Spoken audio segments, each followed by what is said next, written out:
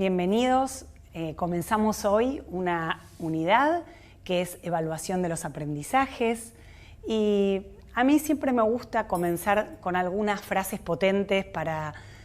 metaforizar el tema con algunas consideraciones teóricas, tales como un historiador de la educación, que es Larry Cuban, quien en alguna situación analizando respecto de las reformas educativas en nuestros países, solía decir que cuando a la sociedad le pica algo, se rasca en la escuela, ¿no? Nosotros podríamos decir en la institución educativa, en la universidad. Y parafraseando a Larry Cuban, yo suelo decir que cuando a la educación le pica algo, se rasca en la evaluación. En algún punto los problemas de la evaluación muchas veces tienen que ver con problemas curriculares, con problemas de política educativa. Sin embargo, donde hacen ruido o donde se dejan traslucir, ¿no?, como la punta del iceberg, es en la evaluación. Es en la evaluación donde se hacen visibles algunos de los problemas que por ahí tienen que ver con otras instancias o otras dimensiones del proceso educativo. Y aquí traigo a otro gran referente para los temas que vamos a analizar, que es Andy Hargreaves. Andy Hargreaves, en relación también a las innovaciones y a las reformas en la educación, suele decir que paradójicamente la evaluación es el aspecto más vulnerable del trabajo de los profesores y por ende necesitado de protección, y al mismo tiempo es la instancia más pública y visible del proceso educativo. Esta frase está cargada de conceptos teóricos respecto de una problemática que pareciera a veces que es la última instancia, cuando hablamos de la evaluación de aprendizaje, es la última instancia del proceso educativo, ¿no?, con la asignación de una calificación que da lugar a la promoción o la desaprobación de un estudiante en un curso o en la parcialidad de un curso, o que promueve en su trayectoria educativa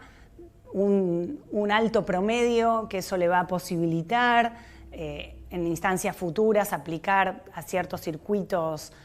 profesionales, educativos, o no, o seguir en un circuito diferenciado donde no tiene acceso a becas o a ciertas credenciales educativas. Entonces, en algunos de los aspectos quizás más restringidos, que es la calificación y la evaluación, podemos decir que la evaluación ahí se hace pública y hace visible algunas cuestiones que tienen quizás origen en el proceso educativo y que probablemente tengan que ver con incidencias de dimensiones políticas, institucionales, éticas humanas, curriculares. Sin embargo, muchas veces quien recibe la calificación, la de aprobación o desaprobación de un curso, es el estudiante, ¿sí? Probablemente encontremos en un proceso educativo errores que hoy están contemplados como parte como medio de aprendizaje o como parte de un proceso. Hoy todos diríamos desde las teorías constructivistas, pero en realidad desde el progresismo pedagógico, que el error es parte de la enseñanza, es parte del aprendizaje. Eso lo vamos a estudiar también en alguno de los textos, ¿no? Vamos a tener a Jean-Pierre Astolfi para iluminarnos sobre este tema, entre otros, pero diríamos que es parte constitutivo del proceso educativo. Sin embargo, cuando hay errores en la enseñanza o cuando hay temas que no fueron abordados profundamente por los docentes, o en el currículum se dejan de lado, o aparecen en una materia o en un seminario más adelante, y los alumnos necesitan tener esos conocimientos para entender conocimientos que estamos trabajando en nuestra materia, es probable que el error lo tenga el alumno, ¿no? O la penalización en función de una calificación menor la obtenga solamente el alumno. Pocas veces se hace una reconstrucción de todo el proceso educativo para pensar en una de las funciones básicas de toda evaluación, que tiene que ver con la retroalimentación, es decir, poder generar feedback, información respecto de cómo aprenden los estudiantes, cómo es sus procesos de construcción del conocimiento y qué sucede también con los procesos educativos que se dan en el seno de la reflexión de una cátedra, un equipo de cátedra, de una institución, de un docente o una docente, respecto de sus procesos de enseñanza. Entonces entendemos que si nosotros consideráramos que el error o la información que deviene de los aprendizajes de los estudiantes o de las evaluaciones en pos de los resultados de aprendizaje de los estudiantes solamente retroalimentan el proceso del estudiante, es una visión restringida, limitada. Una visión más integral sería también pensar que los resultados y los procesos de aprendizaje de los estudiantes y la información que deviene de la evaluación que recolectamos respecto de los estudiantes también nos sirve para revisar el proceso de enseñanza que está involucrada una cátedra, una institución, y también pensar en cómo eso vuelve sobre los actores que toman decisiones y que participan de todo el proceso educativo. En este sentido, muchas veces lo que notamos es que el currículum está a la saga de la evaluación, es decir, que la evaluación le impone ritmos, tiempos al currículum y muchas veces se enseña lo que se va a evaluar, lo que se va a tomar. Nosotros consideramos que la evaluación debería estar en algún punto supeditada a las necesidades del para qué del proceso educativo, y muchas veces esta discusión conceptual del para qué, ¿no? El para qué se enseña, para qué se evalúa, queda dirimida solamente en la discusión técnica de los instrumentos respecto de cómo se va a evaluar, con qué instrumentos, si va a ser test objetivos, si van a ser subjetivos. Cuando entendemos que la discusión técnica es un tema sumamente importante y que tiene que tener una buena resolución en cualquier programa de evaluación, sin embargo, las definiciones conceptuales de para qué se evalúa guían cualquier otra decisión técnica en un segundo plano.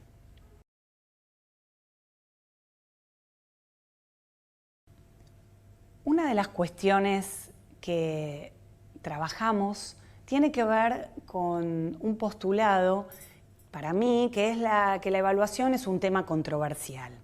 Y vamos a ir desarrollando este concepto, este postulado, respecto de diferentes dimensiones de análisis que tienen que ver un poco con la historia de la evaluación de aprendizajes y otro con algunos análisis que podemos hacer de las prácticas evaluativas, que si bien datan de siglos,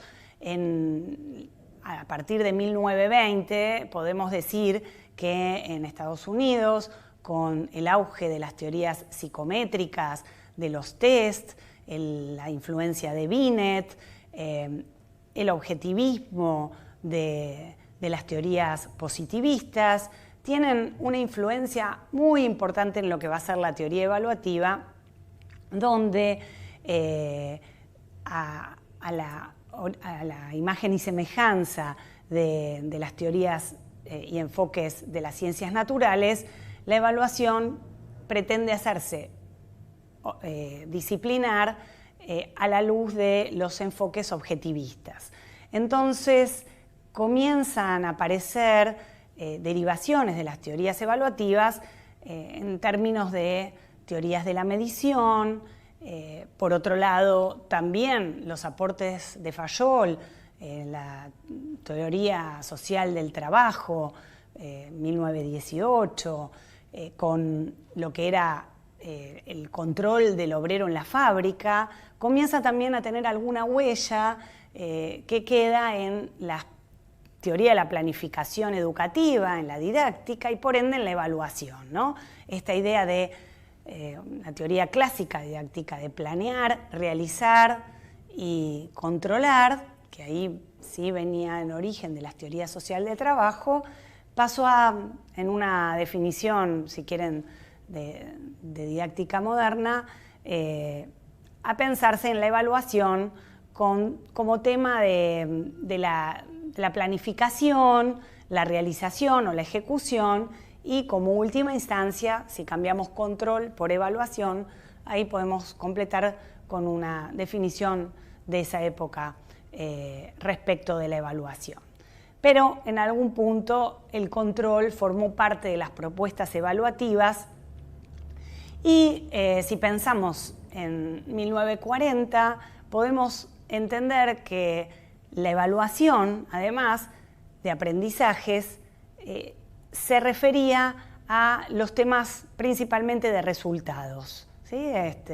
Cómo medir los resultados de los alumnos. Sin embargo, a partir de los 60 o los 70,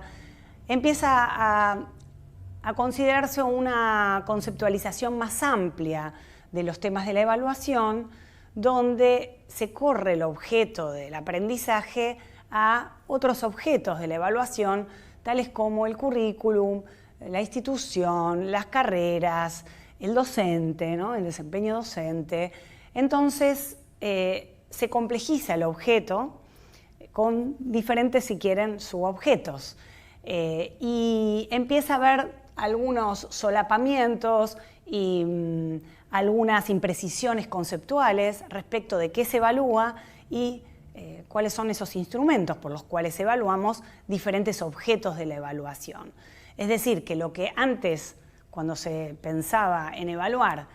y su objeto directo era el aprendizaje, esto se corre, se amplía, empiezan a proliferar evaluaciones de diferentes objetos, se profesionaliza el campo, surgen profesionales de la evaluación de las carreras, de la evaluación institucional, de la evaluación del aprendizaje, pero algunos teóricos analizan que esto por ahí lo que hizo también fue hacer perder el rigor disciplinar a la evaluación, ¿no? Tantos objetos, se solaparon los instrumentos, se solaparon los objetos y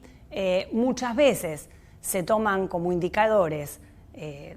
resultados del aprendizaje, pero se toman decisiones sobre todo el sistema, ¿no? Y ahí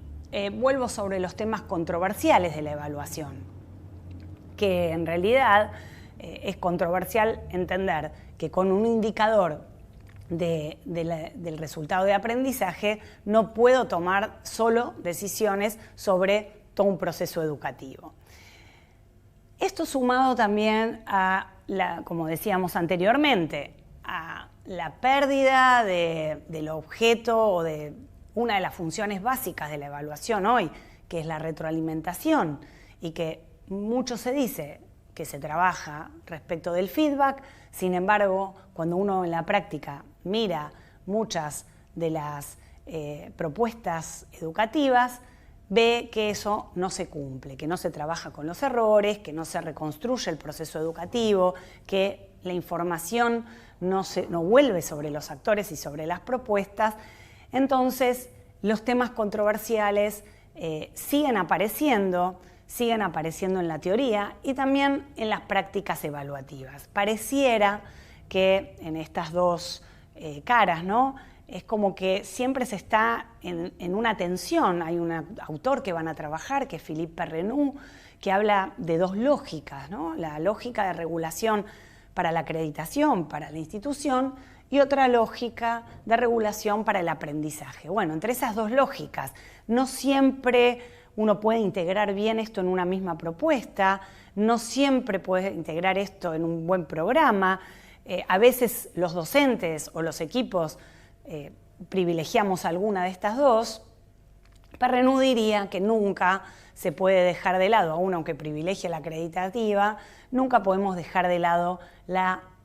lógica de la regulación para el aprendizaje. Entonces, muchas veces lo que vemos es que las propuestas son controversiales porque los actores, los docentes, los profesionales de la educación, quienes toman decisiones, los decisores en las instituciones, siempre que van a favorecer algún aspecto probablemente tenga repercusión sobre el otro negativamente, y así entre estas dos, en esta balanza que cuesta equilibrar. Entonces,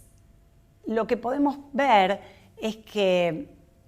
en estas pinceladas que traté de dar respecto de algunas huellas históricas en la teoría evaluativa y en las prácticas, en el mejor de los casos las propuestas cumplen con un rol de medición. En el mejor de los casos las propuestas supervisan, controlan.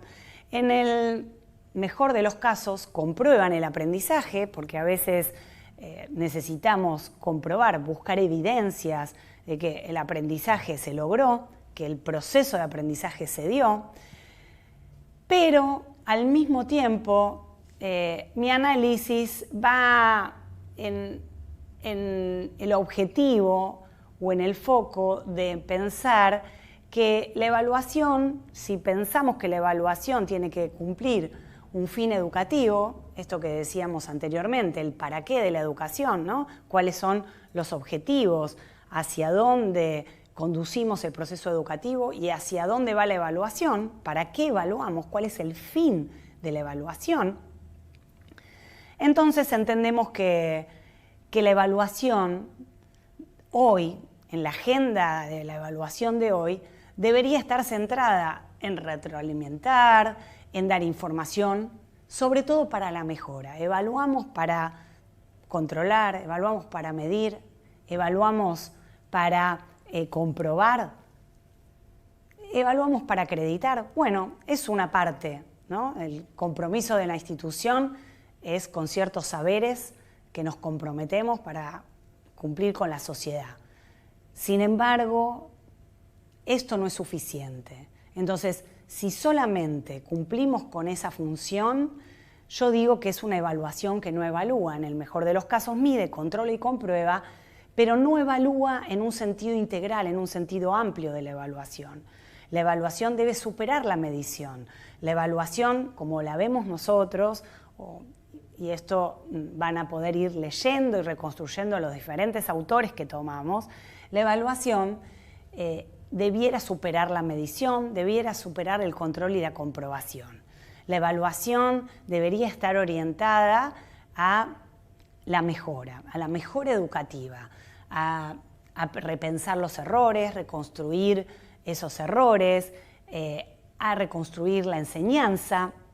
y en ese sentido la evaluación debiera estar orientada a la mejora educativa. Desde ahí es donde buscamos recuperar el sentido educativo de la evaluación. Por todo lo que venimos diciendo, entendemos entonces que las propuestas de evaluación no existen en tanto modelos únicos que se pueden aplicar a cualquier situación, en cualquier contexto, y no sirven a los fines de generalizarlas para cualquier público, cualquier destinatario, cualquier objeto de la evaluación. Los modelos de evaluación, los programas de evaluación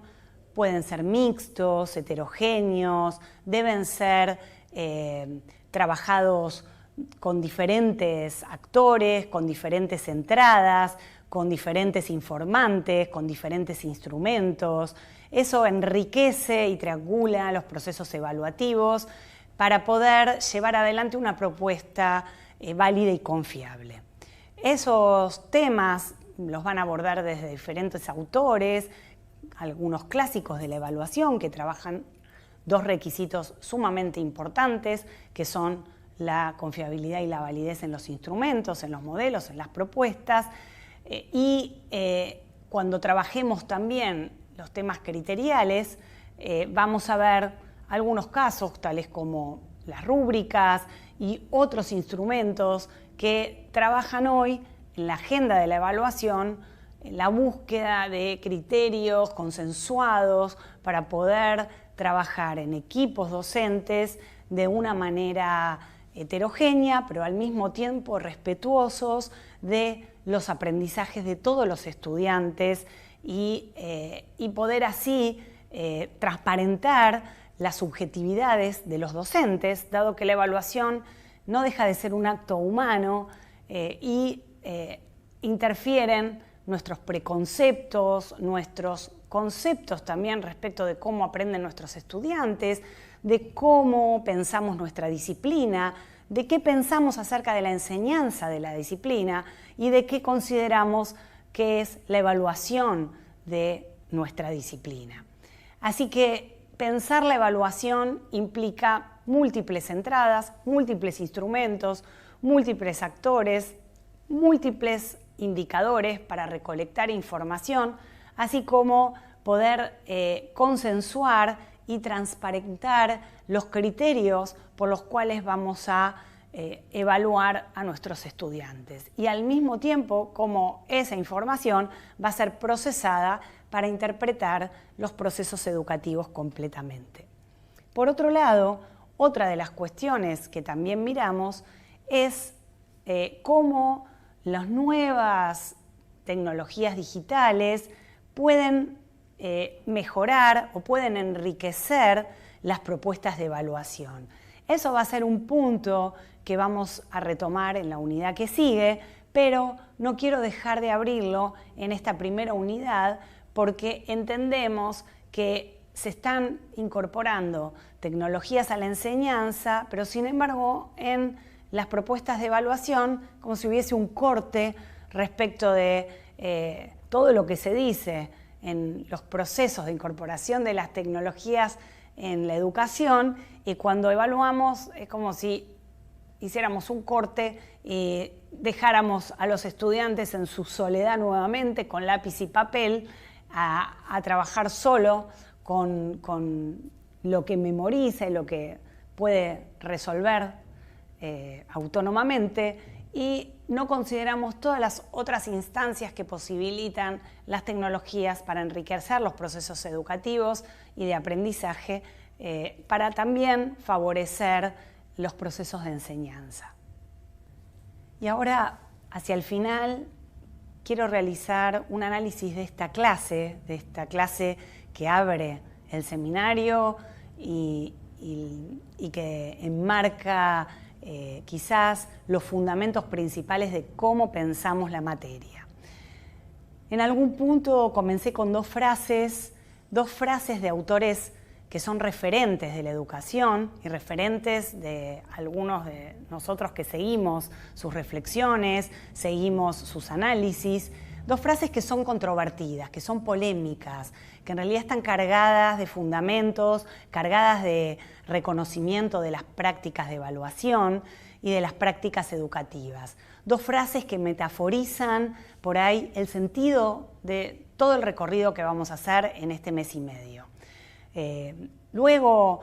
abrí con algunos postulados como la evaluación es un tema controversial, o que no existen modelos únicos, o que las tecnologías pueden enriquecer los procesos educativos. Y esto me permitió en algún punto también recoger un recorrido que no fue historiográfico, sí retomó algunas conceptualizaciones que dieron fundamento a los orígenes o a las huellas de lo que vemos hoy, que es la teoría evaluativa y las prácticas de evaluación de aprendizajes, para lo cual también analizamos muchos de los efectos y de la agenda evaluativa hoy a través de esos postulados y de algunos autores que, a modo de pincelada, me permitieron reinterpretar las prácticas de evaluación en un tiempo acotado, que pueden ser unos 20 minutos o 20 y tantos minutos, que dura este marco de clase, sobre todo que les ofrezca a ustedes